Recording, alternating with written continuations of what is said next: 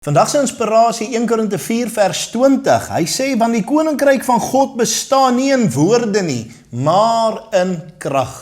Weet jy, by ons kerk bo het ek die woorde geskryf, kom ervaar God se krag. Mense is moeg vir woorde, mense is moeg vir net versies en mooi woordjies. Mense wil ervaring hê.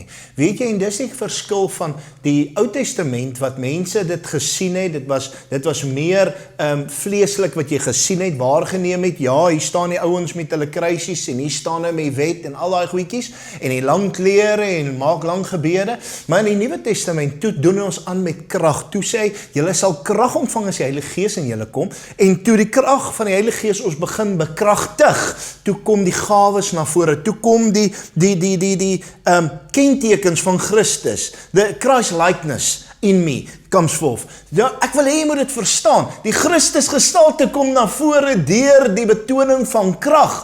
Ons kan nie net bly by woorde nie, ons moet kom by dade ook.